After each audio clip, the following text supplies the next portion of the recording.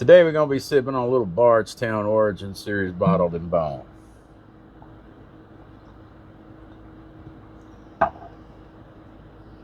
On that nose, I get a lot of butter, caramel, oak, black cherries, dark fruits, lemons, oreganos, chickpeas, bananas, nuts, fruits. It's like a trail mix with a little bit of steak seasoning. Let's see how it goes on that palate.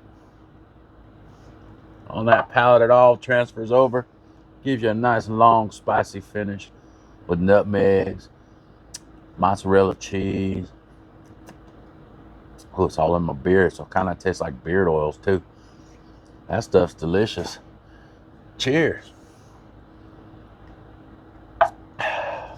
That's good shit.